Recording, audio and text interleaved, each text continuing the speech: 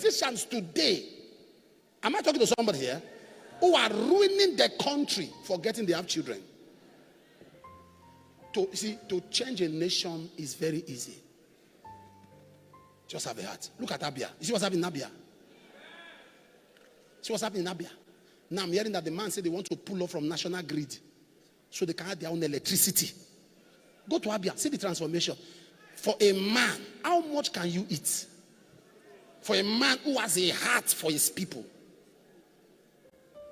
Transforming the place. You think it can be done? It can be done. Sometimes I wonder what are other governors listening?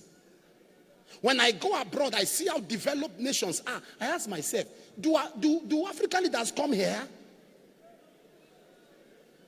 I asked one of them, do you come? He said, yes. What do you see? He said, we look up. You don't look at the development. We look up. We look up. Nothing. It's easy to change, but wickedness. Wickedness. That's the generation we are living in. There are people whose heart, we are in a system, a generation, a continent. We are in a world where wickedness thrives. If God does not show up, some people can lose their faith. If there are no divine emergencies, some people's faith, when you have a strong man in the village, he killed mother, killed brother, killed sister, stop people from getting married, stop them from advancing. If heaven lets that continue, by prophecy, a man was picked out in the old building. And I said, confess. And the man was telling us how he can use his eyes to remove pregnancy. How many of you are in that service? How he can use his eyes.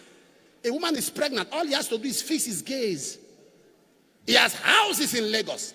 He said every house he has, Port Harcourt, Abuja, all his houses in Lagos, he laid the foundation with a little baby. Fleet of cars, he has a transport line. And wealthy man.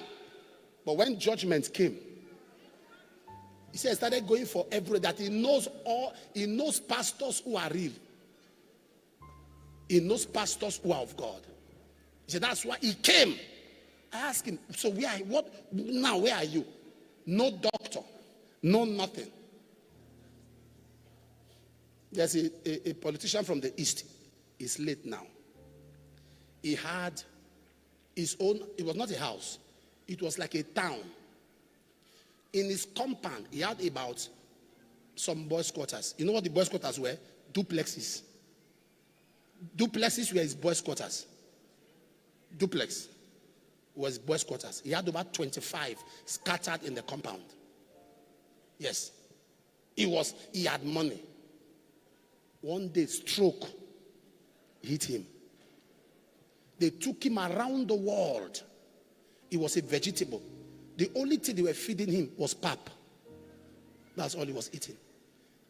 Every morning we tell them to wheel him. They will carry him on wheelchair. He will sit down on his balcony and be looking at all his houses. The compound could host 2,000 people quietly. They would do events silently. He was on the wheelchair. He died not long ago. Some of you know what I'm talking about. He was there for years. They put money, dollars in bags, but died like a chicken. When you are wicked, always remember you won't live forever. You won't live forever. You won't live forever. You are hiring people. They work for you. You don't pay them. You borrow money. You don't pay. People trust you. They give you money in trust. Now pay back. You have become a motivational speaker. How much am I owing? Even Nigeria is owing. The country is owing. Africa is owing. How much am I even owing?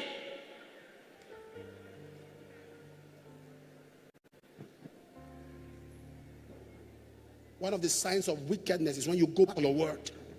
When you say something, you go back on it. Somebody tell your staff there's no money, but you are changing cars.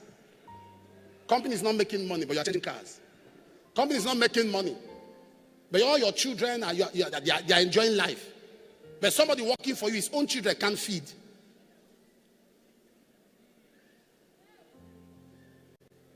Are you following what I'm talking about?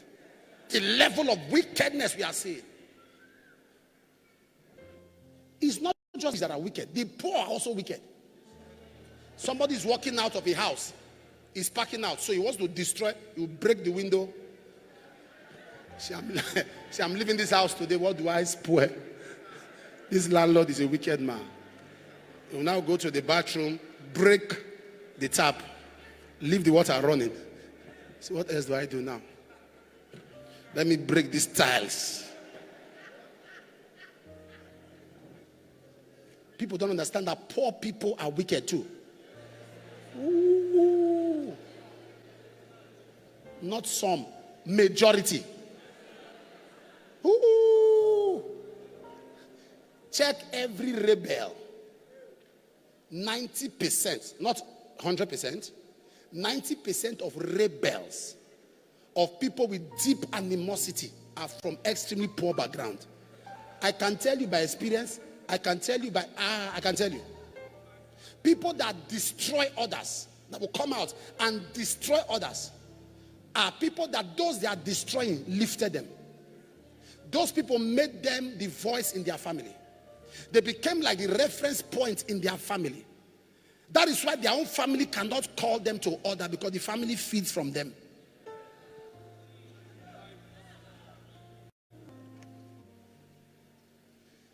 The Bible says we should take care of the poor. It didn't say we should invest in them. Feed the poor. It didn't say open salon for poor. What you owe the poor is to just give them support. I'm telling you, poverty is relative. Poverty in values. When you want to lift up somebody, check who in the family does he listen to? Who can call her to order? There are some of them, nobody can call them to order. Nobody can tell them stop. Are you following me? You see the wickedness. Do you know why the political leaders in Nigeria will continue now? Because those who are speaking the truth against bad governance, they are saying the truth, but they are wicked. They are condemning corruption. They are condemning evil, but they themselves are oppressors. They attack leadership, but don't attack them. If you attack them, you're in trouble. But the leaders they are attacking are embracing even their enemies. I don't know if you are following me. The leaders embrace their enemies, embrace everybody. Whether you insult them before, they will bring you back. Whether you say anything about them, they will call you back, make you ambassador, and and just welcome you. They will do all that. So guess what? They are winning more people. Meanwhile, those who are speaking the truth, according to them, are even insulting people in comment section. That's how petty and trivial they are. We are in a generation where if wickedness doesn't stop, emergencies will show up. I'm telling you. I'm telling you. I'm not going to mention the name of the country, of a president who was running an election. People were telling, oh, it's like you have won. And he opened his mouth and said, he has the country in his palm, that even God cannot stop him. He won quite all right. Some of you know the leader. He won quite all right. Few days to be initiated, he died. The man who made the Titanic, was arrogant and began to brag. The Titanic was coming from a voyage, and he smiled. He said, look at the Titanic, that even God cannot sink. That was the last voyage the Titanic went. You know Beetle car, Volkswagen? Beetle car, my father used to have one. You know, both, the engine is at the back. Come out, make her enter. You know that car now, the race seats. The owner of Beetle, Volkswagen, was arrogant. He said, Beetle, Volkswagen, my great product that has become more popular than Jesus. He said that with his mouth. Today, Beetle has become Obito. No, man, ask teenagers. Ask teenagers here if they know what is Beetle. They don't know what is Beetle. There are many young children now that don't know what is Volkswagen. Am I talking to somebody here? It became arrogant. So God made sure that was the end of its reign. Wickedness. I just wish I'm talking to somebody here. In all you do to people, please remember, won't live forever. That is why I tell you sometimes, not all old age is long life. Not all old age. There are some people, God keeps them around for a long time to punish them for what they did when they were young. So if you are not careful, you think that it is long life. No, there are some old people, God will keep them around so that they die painful death. All kinds of disease. You see the man, God will punish him. Man, oh, if we have cancer, if we have tumor, if we have menopause, man. If we have all kinds of things, chronic one. Why? Because God said you did too much. Stay around. So that others will see the pain and know the disadvantage.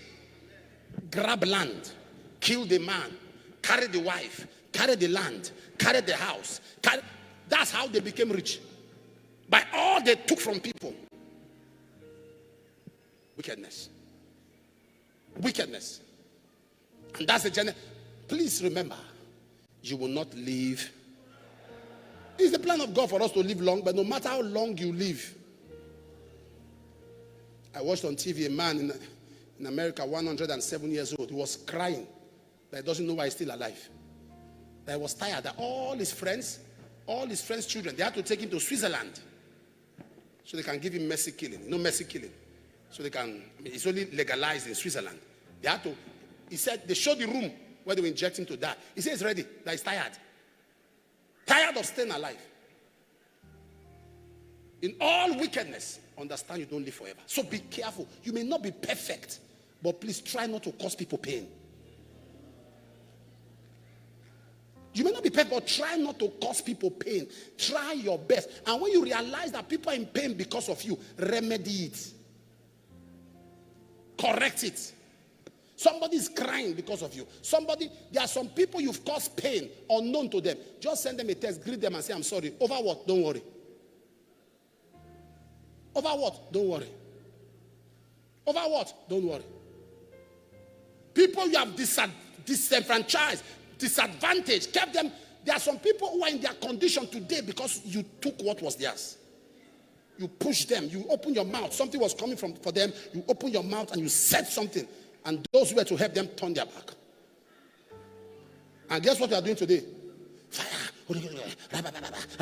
And there's somebody who kept in pain. And you're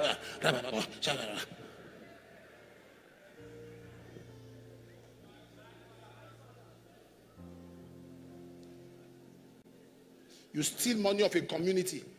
Money meant for their school. Money meant for their roads. Money meant for health care. For a lot. You steal it. You now compensate them with one borehole.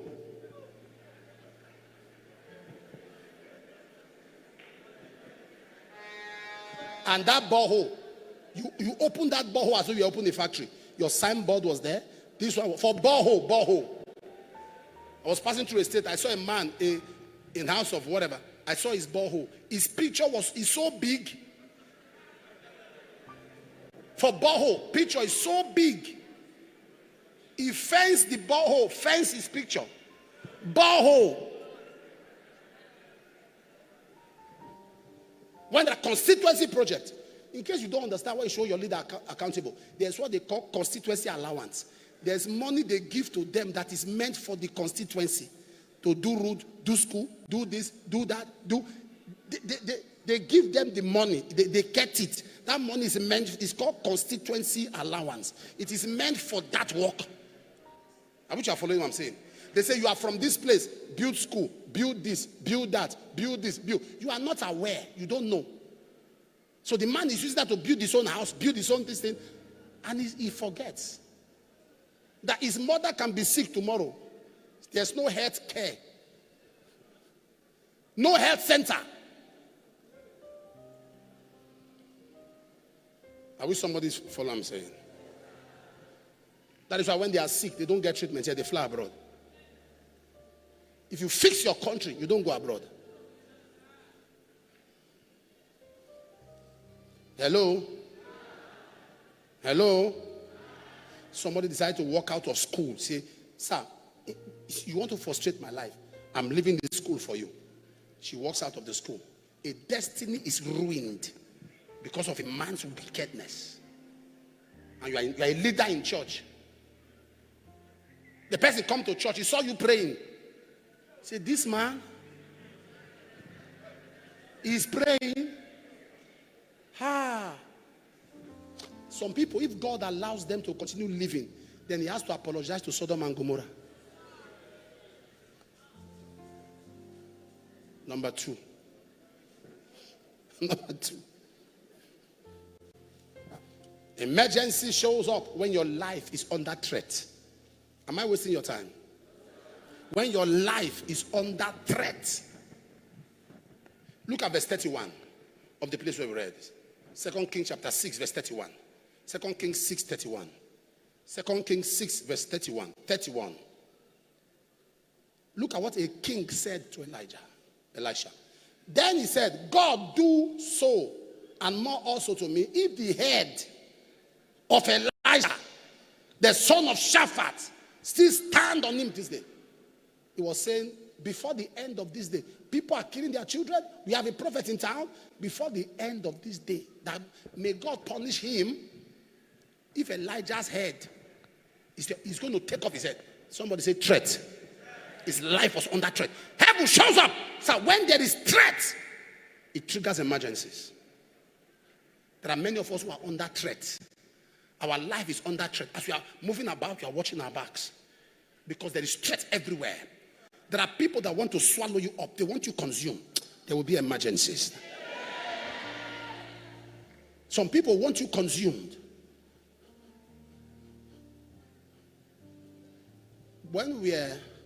I was living in the house my dad gave me when I got married at the Angle 90. Some of you used to come there to see me. A man came from Irua. The man was crying that the wife is in horrible pain for 2 days. Horrible pain. That the only time the wife can rest is when they give her a drug and the baby just goes down. She will sleep. He said once she wakes up pain, mothers can tell you that the pain of labor is the pangs. The main labor is not necessarily the push, it's that contraction. That's the main pain. This man was going through that for 2 days. This man drove. He didn't know when he got to Auchi. I was screaming, please, please, let me see him. When the man came, we were praying. I said, your mother is there. He said, yes, yes, she's with my wife. I said, but your wife has not given birth because of your mother. He said, I don't understand. I said, so long your mother is sitting, what she's doing, she's pinning the baby.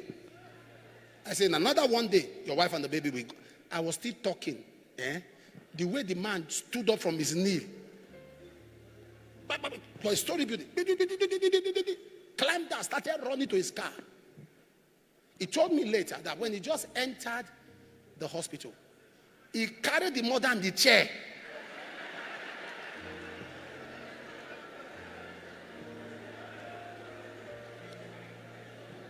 He just carried the mother in the chair and just affessed, thank you, uprooted her in the chair. Went to drop her outside. Sir, as he was turning, a baby's head was coming out. Now I asked myself a question. What was your gain as a mother? What do you stand to gain? What is your benefit? That somebody was in pain and you were seeing her like that and you are not touched. Are you mad?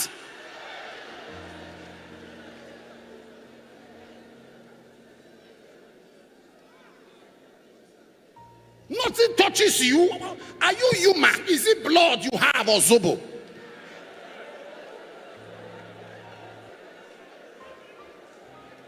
No, there's some things I can't understand. Some people they don't deserve to be with humans. They should be in a different planet.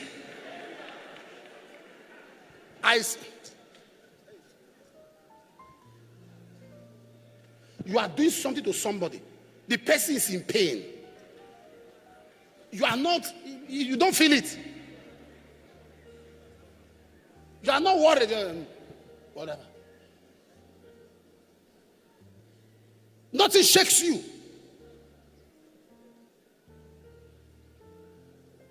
That's threat. And there are some people, their life, their job is under threat. In fact, their whole existence is under threat. Somebody has vowed. I mean, people are looking at you rising. Oh, you? Somebody will rise up as a strong man in the family and is threatening everybody. And is boasting about it. The people see him in their dreams. And is arrogant about it, telling people nothing will happen. There's emergency.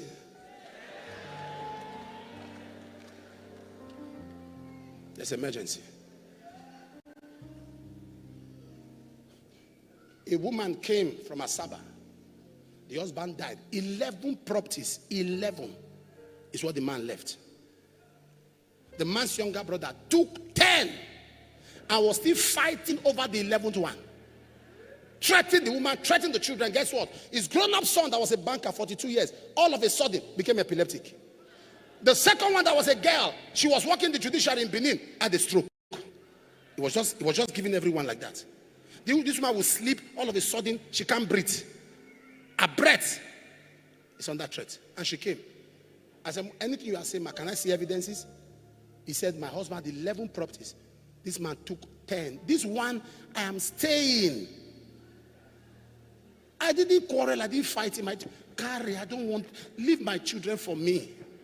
Please, take. My children are vibrating. I told them, I know your uncle. Your father's death is the one behind it. Don't leave the properties. God has helped all of you. He said, I must leave. The one, you don't get my point. The house she is staying, the one she and her husband stayed before the man died. He said she must vacate that one for him. Are you what I'm talking about? And I looked at her, I said, let's pray. We're praying. The Lord said to me, I got divine instructions that all she was saying was true. And I said, madam, 7 days, this man will follow your husband. No, 7 days. And guess what? Everything he took will come back. But first, let's make declaration over your children. Were you not here when somebody was called by prophecy? How somebody was digging their grave? A man will sit down, is digging graves for people that are still alive. Digging the grave. When I was saying, the woman brought her phone and said, this is when we videoed the man. You remember? And we said, he won, they buried him. When the man died, all vehicles to carry him were not working. They used keke. Tricycle, you know tricycle, was what they used to harvest. A most dishonorable way to live this world. They used keke, they packaged him. Somebody sat here, held him.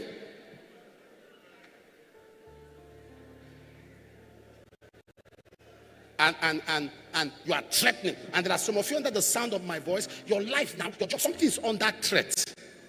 Can I say this to you? Why do you think you see dreams of death, dreams of this? It's because something is under threat. In the name of Jesus, heaven will show up today. I said there will be divine emergency. Anyone who has threatened your life, threatened your job, threatened your health, threatened your children, threatened your existence, threatened your career, threatened your profession, in the name of Jesus, God will reply them. Whether it's a strong man in your family, a strong man in your business, a strong man in your home, God will reply them. Somebody say it's an emergency. Be upstanding, I want to pray.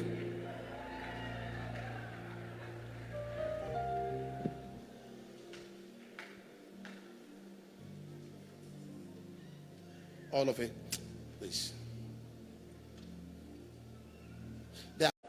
There is a generation where a man will tell a young lady, he won't say anything. He's making advances, he say no. And as a lecturer, he waits for her during his examination and tell her, you will not graduate. Like, you don't have children yourself. There are people going through punishment today because of the wickedness of their father. When people hear their father's name, say, is your father? Say yes. You will suffer today. What your father did to him, you will suffer. I was in the airport. We are scanning our bags. And somebody just brought the bag. They said, the NDLEA said, put your bag aside. Put your bag. What do you have inside? Where's your passport? As they saw, the man saw the passport. He said, this middle name and this last name. Who are they? He said, that's my father. Is your father this? They say, yes. From so-so place? He said, yes. Was your father this at a certain time? He said, yes. Did your father do this? He said, yes. He said, stand here. He said, just stand here, stand here. So we're going. So I turned. As far as I got no more following us. So he said, Pastor, be going. But leave this guy here. Just be going, be going. As I opened the bag, he said, it's beyond bag. Oh. We have to scan him, check him, take him through machines. I said, you are personal. You are personal. He said, no. I'm just doing my job, sir. I'm doing my job, sir. He has to pass through. We have to take him to the office because there are certain things that we have to confirm.